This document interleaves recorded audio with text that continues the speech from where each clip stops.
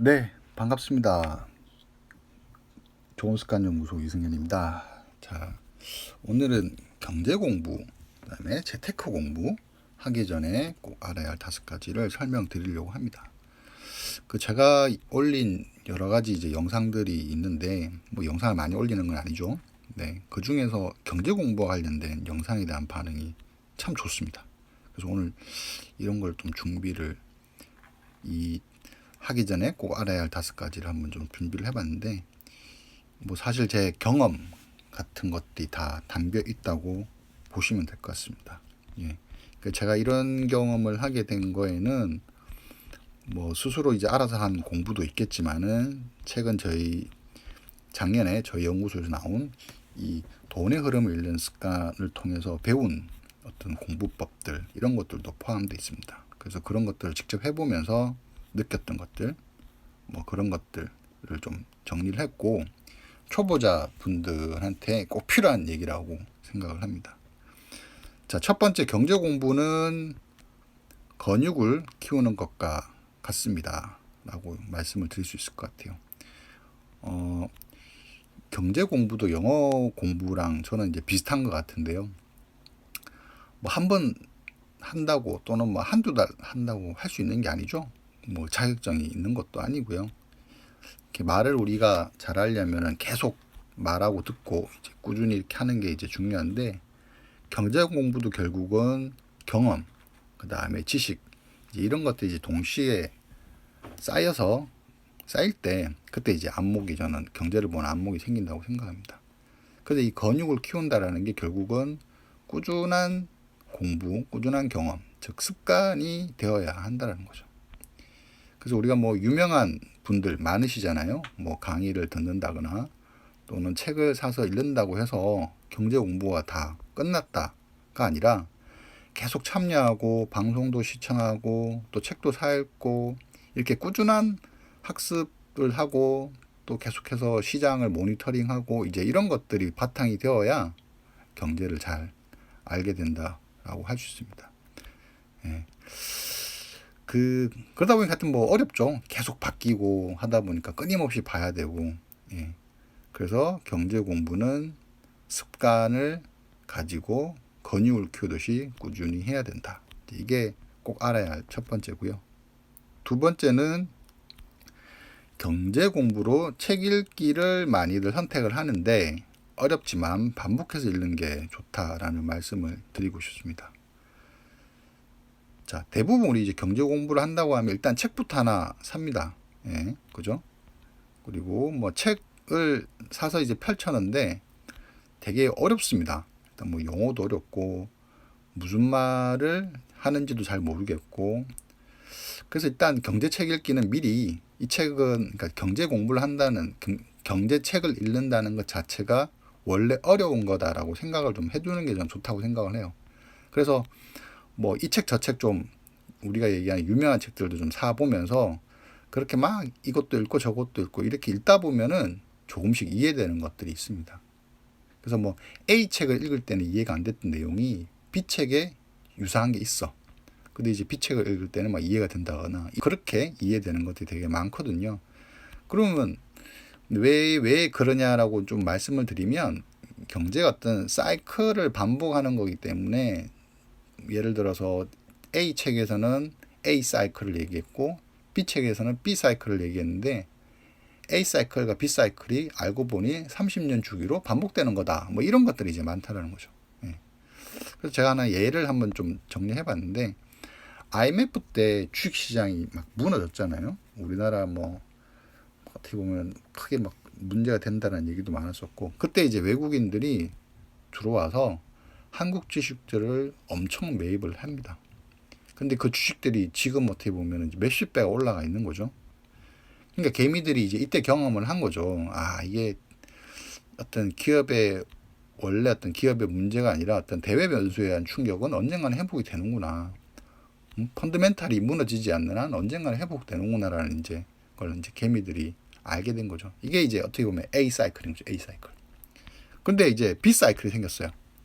코로나가 터졌는데 A 사이클을 봤던 분들이, IMF 때 경험했던 분들이, 아, 이 코로나 같은 경우도 어떻게 보면 우리가 예측하기 어려웠던 대외 변수이기 때문에 이게 어떤 기업의 본질적인 가치를 떨어뜨리는 건 아니다라고 판단을 하고 주식시장이 주식시장 폭락을 할 때 예전에 IMF 때 외국인들처럼 막 이제 사모으기 시작을 한 거죠. 그러니까 평소에 주식을 안 하시던 분들도 막 이때 막 들어갔다고 얘기를 해요. 그러다 보니까 이게 막 코스피가 3,000원 넘고 막 이렇게 보면은 사상 최고치의 어떤 경신하는 그런 주식시장이 된 거죠. 그러니까 이 A 사이클, B 사이클이라고 제가 표현했는데 유사하게 반복이 되는 거죠. 그러니까 책을 읽다 보면 이렇게 유사하게 반복되는 이야기들이 이렇게 나옵니다. 그래서 이런 과거의 사례들을 많이 이제 책을 통해서 공부를 해두면은 향후 경제가 어떻게 흘러갈지 또는 어떻게 뭐 돌아갈지에 대한 예상 같은 게 어떻게 보면 내가 좀 해볼 수 있는 게 된다는 거죠. 그래서 습관적인 책 읽기가 좀 중요하다고 말씀을 드리고 싶고요. 물론 책만 고집할 이유는 없습니다. 세 번째는 모르는 경제 용어가 나올 때마다 검색해보는 습관을 가져야 한다는 건데요. 그래서 경제 공부는 좀 부지런해야 합니다. 최근에 제가 경제 뉴스를 보다가 FOMC라는 걸 이제 봤어요. 이게 뭐지라고 이렇게 검색을 해봤더니 연방공개시장준비위원회라는 이렇게 용어가 나오더라고요. 그러니까 옛날에 우리가 주로 이제 미연준이라고 많이 이렇게 불렀던 거긴 거죠. 예. 그러니까 이렇게 어느 순간 이렇게 이제 약어를 써서 이제 나오는 거죠. 예. 그러니까 이렇게 어떤 용어라는 게 기존 게 바뀌기도 하고 또 새로운 게 들어오기도 하고 이렇게 항상 그렇습니다. 예. 그래서 뭐 이런 것들을 우리가 나올 때마다 검색해서 좀 알아놓는 게 그래서 되게 이제 중요한 거죠. 예. 그래서 경제 공부를 할 때 모르는 단어가 등장하면 얼른 검색해서 알고 가야 되는 게 중요합니다. 예. 그리고 이제 공부를 하다 보면은 그 용어를 해설해 놓은 글을 정의를 봐도 이해가 안 될 때가 있거든요. 그럴 때는 좀 더 서치를 해서 더 쉽게 풀어놓은 글들을 이제 봐야 하고요. 그 다음에 그거를 꼭 내가 설명할 수 있는 내 용어, 내 언어로 정리를 해두는 게 되게 중요합니다. 그래야지 이게 진짜 내 것이 되거든요. 남들이 정리해 놓은 걸 내가 봐서는 그건 어떻게 보면은 진짜 공부가 아니고요. 그걸 보고 다시 내가 정리를 하는 게 진짜 공부가 될 수 있습니다. 그래서 경제 용어 매일 5개씩만 한번 해보시는 걸 추천드립니다. 자, 네 번째는 투자 얘기인데요. 경제 공부를 1년 이상 하지 않은 분들에게 직접 투자는 위험할 수 있습니다. 네. 종목에 대한 어떤 공부는 정말 어렵고 어떻게 보면은 꾸준히 해야 되는 것 같아요. 그래서 이게 어떤 초보들 같은 경우는 이게 저는 정말 쉽지 않은 것 같거든요. 그래서 종목 공부할 능력이 안 되면 간접 투자를 하거나 시장에서 1등 기업주만 사는 걸 저는 추천드립니다. 그러니까 1등 기업주라는 게 뭐 자동차 하면 현대차, 뭐 전자하면 삼성전자, 뭐 이런 식의 우리가 누구나 알고 있는 그런 기업들 있잖아요. 그러니까 이런 기업들만 초보일 때는 그 종목을 사는 게 저는 좋다고 보고요. 이런 기업들은 쉽게 망하지 않기 때문에 잠시 뭐 주가가 떨어지는 일은 있겠지만 꾸준히 이렇게 뭐 멀리 내다보면은 성장할 가능성도 있는 거죠. 예. 그리고 그런 것도 좀 어쨌든 이런 것도 힘들다 하시는 분들은 ETF 같은 간접 투자를 추천드립니다. 자, ETF 모르는 용어 나왔으면 얼른 검색해서 한번 보시고요. 예. 그 다음에 하나 더 말씀드리자면 추가로 매일 10,000원씩 저축이라고 생각을 하고 투자를 하는 게 좋습니다. 초보일 경우. 그러니까 매일 10,000원 저축을 하면서 매일 10,000원어치의 경제 공부를 이제 하신다는 거죠. 예. 그러니까 매일 10,000원씩 무언가를 산다면 뭘 사야 될지에 대해서 어쨌든 간에 내가 이렇게 검색도 해보고 시향판도 이제 쳐다보고 어제 대비해서 얼마나 올랐는지 또는 떨어졌는지도 보고야 되고 막 이런 것들을 하게 되잖아요. 이제 그런 게 다 일종의 이제 공부가 되는 거죠. 자, 5번째는 돈 많이 벌었다는 사람들을 부러워하지 말자입니다. 네. 우리가 보면은 정말 많이 벌었다는 사람들도 알고 보면은 되게 많은 우여곡절 끝에 그 자리에 이제 올라섰다고 할 수 있는 거죠. 그래서 그런 분들을 내가 쉽게 따라하기는 좀 어려운 것 같고요. 그래서 어떻게 보면은 나만의 경제 공부의 어떤 그런 경제를 보는 눈, 그런 통찰력을 이제 갖는 게 중요한데, 이게 뭐 결국은 뭐 투자는 결국 내가 책임진다. 내 투자는 뭐 이런 얘기와 같은 거고요. 그래서 그 초보일수록 어떤 시세 차익을 너무 과도하게 욕심을 내는 투자보다는 어떻게 보면은 좀 꾸준하게 뭔가 이렇게 쌓아가는 그런 투자를 하는 게 좋습니다. 그래서 돈 많이 벌었다는 사람을 부러워하면은 나도 모르게 뭐 투자가 아닌 막 투기를 이제 하게 되는 거죠. 그리고 진짜 이제 주변의 고수들을 보면은 시세 차익보다는 배당과 같은 꾸준하고 안정적인 소득에 집중을 이제 합니다. 예. 한 종목이 올라서 차익을 노리는 게 좋을 수 있겠지만 그건 정말 알 수가 없는 거거든요. 오를지 안 오를지. 그리고 뭐 회사가 어떻게 될지도 모르고. 그래서 그런 것보다는 매년 이자를 어떻게 보면 배당을 잘 주는, 이자보다 조금 더 배당을 더 주는 그런 종목들에 투자를 하는 게 좋고요.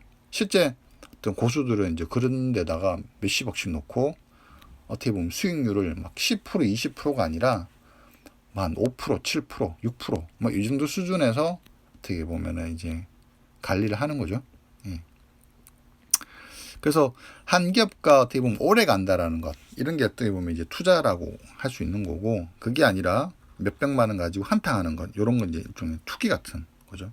그래서 초보일수록 투기보다는 투자를 통해서 실력을 쌓는 게 되게 중요하다라는 걸 말씀을 드리고 싶습니다. 그리고 진짜 마지막으로 드리고 싶은 얘기는 최고의 재테크는 월급이라는 얘기입니다. 월급은 고정수익이죠. 고정수익. 그러니까 투자라고 생각을 한다면 이렇게 매월 뭐 200만 원, 300만 원, 400만 원 이렇게 꾸준히 들어오는 그런 투자가 없습니다. 그런 수익률을 주는 어떤 투자는 없는 거거든요. 그러니까 지금 하고 있는 이 직장 생활의 소중함, 월급의 소중함을 사실은 내가 느껴야 돼요.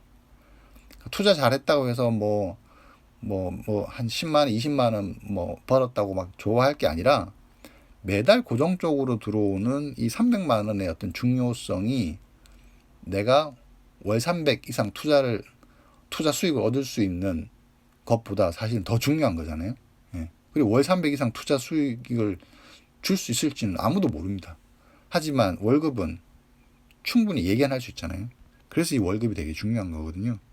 그러니 사무실에서 막 딴짓하고 이러지 마시고 일단 본업에 충실하시고 그런 다음에 틈틈이 투자를 하시는 게 좋습니다. 예. 자, 오늘 얘기는 이 돈의 흐름을 읽는 습관이라는 책에서 좀 많이 참고를 했고, 이 책에서 나왔던 내용, 또 제가 직접 경험하고 공부한 내용, 이런 것들을 포괄을 해서 설명을 드렸습니다. 한 번 더 정리하면 경제 공부하기 전에 꼭 알아야 될 것 중에 하나가 근육을 키우는 것 같기 때문에 꾸준한 참여와 경험, 꾸준한 학습이 중요하다. 그 다음 책 읽기를 많이 할 텐데 경제책은 원래 어렵다. 그래서 이 책 저 책 여러 번 반복해서 읽는 게 중요하다 말씀을 드리고 싶고요. 그 다음에 모르는 용어가 나오면 바로바로 검색을 해보자. 네. 그 다음에 투자를 만약에 한다. 근데 1년 이상 공부 안 한 초보다라고 한다면은 직접 투자 대신에 간접 투자 하실 것을 추천드리고요. 그리고 절대 돈 많이 벌었다고 하는 사람들은 부러워하지 맙시다. 그분들도 엄청 날렸습니다. 그런 다음에 지금이 어떻게 보면 그런 성장을 만들 수 있었으니까 여러분들도 처음 공부하시는 입장이라면 하나씩 이제 근육을 키워가면서 어떻게 보면 해나간다고 생각하시는 게 좋을 것 같습니다. 네, 오늘 얘기 이걸로 마치도록 하겠습니다. 네, 감사합니다. 꼭 5가지 기억하세요.